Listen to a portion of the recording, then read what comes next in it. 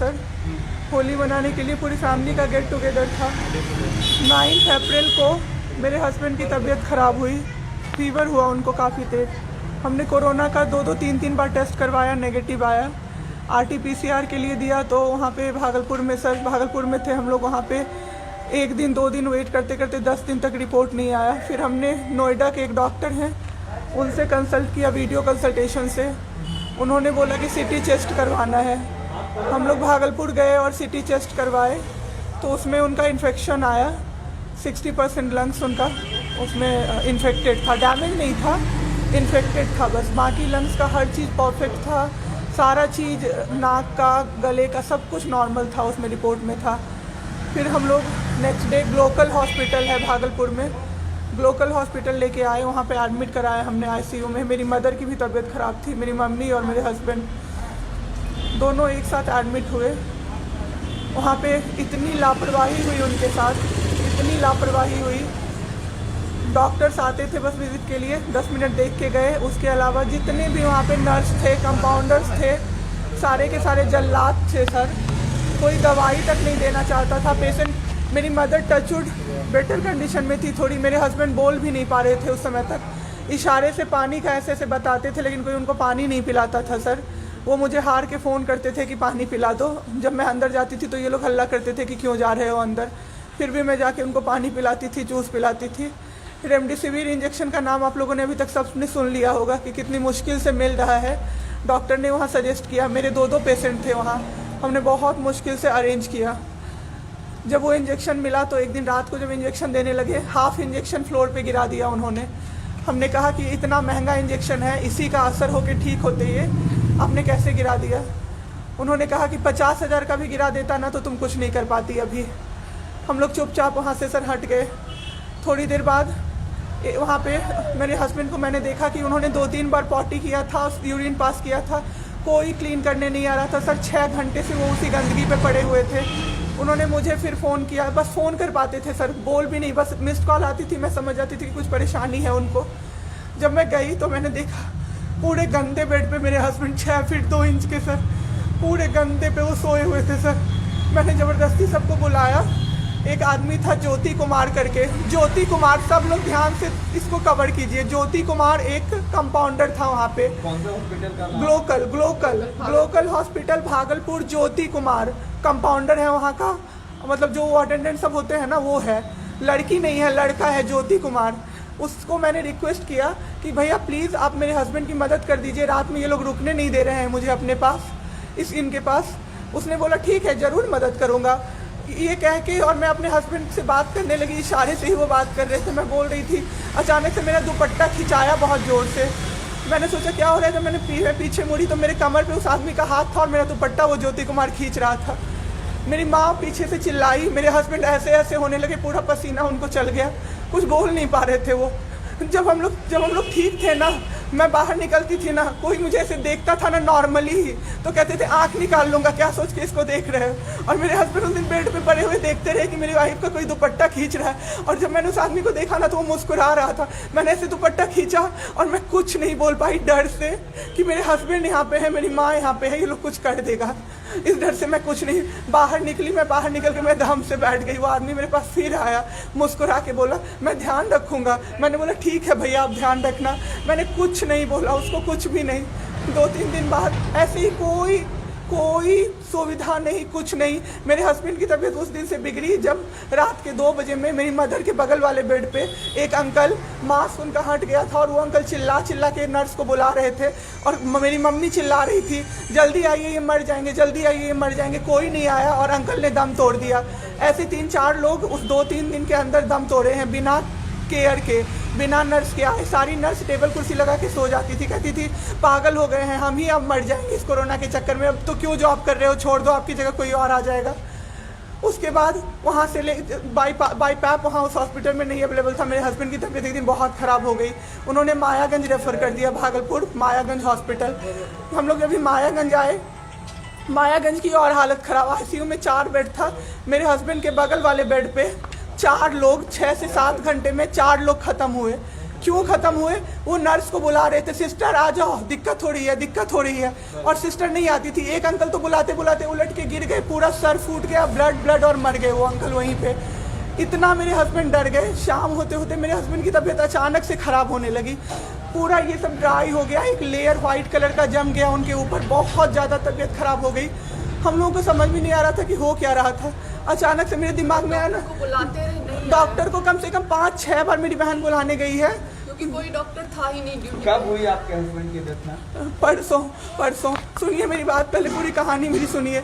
मेरी बहन 5 बार 6 बार गई है बुलाने डॉक्टर को मायागंज में, तो डॉक्टर क्या कह रहे हैं, यार रात में भी सोने नहीं दोगे, रात में भी सोने नहीं दोगे। जब हमने देखा जाके सर, तो लाइट ऑफ, इमरजेंसी के नाइट डॉक्टर्स का लाइट ऑफ, और सब नीचे बिछा के मूवी देख रहे हैं और सो रहे हैं, और दरवाज़ा तक नहीं खोला सर। मेरे हस्बैंड की ऐसी हालत हुई, जब मेरी दीदी बहुत जाके चिल्लाई, तब एक डॉक्टर आए वहाँ से, तो उन्होंने देखा क्या कि मास्क, उन्होंने ऐसे मास्क लगा होता है ना, उसमें एक ऑक्सीजन सप्लाई का पाइप होता है ना, वो पाइप ही नहीं लगाया था सर, बस मास्क लगा के छोड़ दिया था, ऑक्सीजन सप्लाई आ ही नहीं रहा था। जब बहुत कम हो गया तब वो डॉक्टर आए और पाइप लगाया, मेरे हस्बैंड तुरंत में जिंदा हो गए। उसी दिन से उनके दिमाग में वो ऑक्सीजन की किल्लत का डर बैठ गया सर। बहुत 7 घंटे बिना ऑक्सीजन के रहे सर, लड़ते रहे। फिर उस दिन इतना वो डर गए, वो बोले नहीं अब हमको कहीं बाहर लेके चलो। दिल्ली में सर हमने बेड का किया, बहुत पता नहीं था, दिल्ली में कहीं भी जगह नहीं था। हम पटना आए, राजेश्वर हॉस्पिटल में सर पटना आए। यहाँ पे इन्होंने कहा आईसीयू में अटेंडेंट नहीं अलाउड है, नहीं जाओगे आप। मेरे हस्बैंड रोने लगे कि मेरी वाइफ को बस भेज दो, वो रहेगी तो मैं ठीक हो जाऊंगा। इन लोगों ने नहीं अलाउ किया सर। आज मैंने देखा, एम्बुलेंस से हम लोग भागलपुर से पटना आए थे राजेश्वर, रास्ते में उनको 3 बार पॉटी हुई थी सर। उसी गंदे बेड पे उनको 4-5 घंटे राजेश्वर में सुलाया रहा। मैं 10 बार जाके बोली बाहर से कि सर प्लीज़ बेड क्लीन कर दीजिए, वो हम लोग देख लेंगे ना। एक डॉक्टर निकले, मैंने बोला, वो मेरे हस्बैंड अंदर से ना बोल नहीं पा रहे थे, अंदर से ऐसे ऐसे कर रहे थे, बुला रहे थे सबको। मैंने कहा सर वो बुला रहे हैं किसी को बाहर से, तो एक डॉक्टर मुझे कहता है अरे छोड़िए ना, वो छोड़ा तो ऐसे ही बौखला रहा है जब से आया है। मैं उस समय कुछ नहीं कर पाई सर। उसके बाद उनका ऑक्सीजन लेवल जब 37 हो गया, तब मेरे साथ मेरी दीदी थी, मेरे जीजा जी थे और मेरे जेठ थे। तब मैंने अपने जीजा जी से बोला कि अब मेरे से नहीं रहा होगा, मुझे किसी तरह से अंदर भिजवाइए। तब उन्होंने ज़बरदस्ती मुझे अंदर भेजा और 37 से 74 मैंने कर दिया 10 मिनट में। मेरे बाबू का ऑक्सीजन लेवल मैंने बढ़ा दिया। उसके बाद इन लोगों ने मुझे बोला, मैंने बोला सर अटेंडेंट अलाउड है, सारे के अटेंडेंट बैठे हुए थे। तो एक डॉक्टर ने मुझे बोला अटेंडेंट अलाउड नहीं रहेंगे तो कैसे काम चलेगा, सब तो कोरोना से बीमार पड़ रहे हैं, हम लोग कितना देखें, हम लोग क्या मर जाए खांसते खांसते सबको देख के, बैठिए चुपचाप और देखिए। 15 दिन तक सर एक टेबल पे एक लगातार मैं बैठी हूँ। आज 1 महीना पे मैंने ब्रश किया है सर, 1 महीने पे ब्रश किया है मैंने। बाबू को बहुत ठीक कर दिया, इतना स्ट्रॉ लगा के सर, मास्क के अंदर से स्ट्रॉ लगा के बाबू को मैंने जूस, दाल, रोटी सब कुछ पिलाया सर। इतने ठीक हो गए ना कि जो डॉक्टर फर्स्ट डे बोला था ये बचेगा नहीं, वो डॉक्टर सर 3-4 दिन बाद कहता है टचवुड क्या कर दिया आपने इनके साथ, ये तो एकदम ठीक हो गए, गजब का फाइट दिया आप दोनों ने मिलके। मुझे क्या पता था कि मैं फाइट दे रही हूँ और ये लोग मेरे बाबू को ख़त्म कर देंगे। इतना ऑक्सीजन का किल्लत सर, मेरा बाबू डर गया बहुत ज़्यादा। ऑक्सीजन सिलेंडर देखता था और कहता था हाँ वो ख़त्म हो जाएगा, वो ख़त्म हो जाएगा। मैं कहती थी नहीं ख़त्म होगा बाबू। 1.5 घंटे के लिए सर ऑक्सीजन सप्लाई बंद रहता था। बाद में हमें पता चला ये लोग ब्लैक मार्केटिंग कर रहे हैं अंदर में ऑक्सीजन सिलेंडर का। जो अस्पताल वाले हैं ना, वो ऑक्सीजन सप्लाई बंद कर देते थे ताकि बेचैन होके लोग खरीदें उन्हीं से। हम भी खरीदे सर, मैंने भी खरीदा, क्या करते हमें भी तो चाहिए था।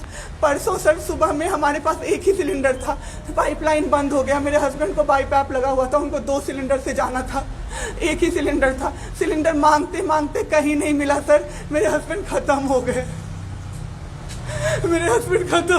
सर, मेरा बाबू चला गया हमको छोड़ के। आपके साथ यहाँ पे भी सर, यहाँ पे राजेश्वर में डॉक्टर अखिलेश गंदे गंदे इशारे कर रहा था मुझे सर। चलता था ना तो मुझसे सट के क्रॉस करता था सर, मैं इग्नोर कर देती थी कि मेरा हस्बैंड है यहाँ पे, वरना अगर बाहर होता चप्पल खोल के मैं मारती सर ऐसे इंसान को। वहाँ पे मायागंज हॉस्पिटल में डॉक्टर्स, कोई भी डॉक्टर नहीं आता है, कोई सीनियर डॉक्टर नहीं, जूनियर डॉक्टर नहीं, और पेशेंट की सिर्फ एंट्री कर देते हैं कि फिजियोथेरेपी किया गया। ये बाबू नाक का क्या करते हैं, नेबुलाइज किया गया, 4 बार नेबुलाइज किया गया, कोई चीज़ नहीं होती है, सिर्फ पेशेंट की एंट्री कर देते हैं। एंट्री सब किया हुआ रहता है कि ये बड़े डॉक्टर आए, ये बड़े डॉक्टर आए, उन्होंने पेशेंट को देखा, नेबुलाइज किया, फिजियोथेरेपी हुआ, पेशेंट को कुछ नहीं, मतलब सीपैप पे पड़ा हुआ पेशेंट, और उसको देखने के लिए 24 घंटे में कोई नर्स नहीं आती है, रूम बंद करके, और सब सोते रहते हैं। दरवाजा ठकठकाइएगा तो चिल्ला के बोलेगी दूर भागो यहाँ से, कोरोना पेशेंट के यहाँ से आई हो, हम लोग अभी रात में नहीं आ सकते। हम लोग क्या मर जाए पेशेंट के लिए? कोई नहीं आता है, कोई नहीं आता है देखने के लिए किसी को। ये लोग पटना में हम तो 26 तारीख को आए पटना। मैम आपके साथ जो ये सब हुआ गलत हुआ, इसकी शिकायत आपने किसी को की है? अभी किसको करे सर, परसों तो मेरा बाबू गया है। परसों शाम अब क्या चाहती हैं सरकार से? क्या अभी सबसे पहले तो मैं चाहती हूँ कि सारे जगह ये सबसे पहले तो मुझे कोई प्लेटफॉर्म मिले जिस पे मैं ये बोल सकूँ टीवी पे जाके, ताकि लोग बचें। अब जिसके साथ जो हो नहीं हो तो सेकेंडरी है। हमारे जैसे जो लोग उसमें पड़े हैं ना, जो ये छोड़ के भूल जाते हैं कि पेशेंट का ख्याल डॉक्टर्स रखेंगे, वो जाके अपने पेशेंट का ख्याल रखें, नहीं तो सब मर जाएंगे सर, सब मर जाएंगे। एक डॉक्टर एक दिन आए राजेश्वर में, कहते हैं अरे ये बेड अभी तक नहीं खाली हुआ है, मतलब ये आदमी अभी तक नहीं मरा है।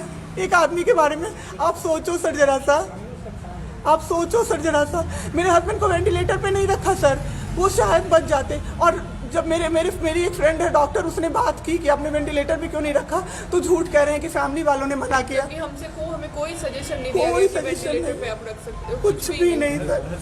टाइम न्यूज देखिए अब आपके मोबाइल और स्मार्ट टीवी पर। लाइव प्ले स्टोर से डाउनलोड करें।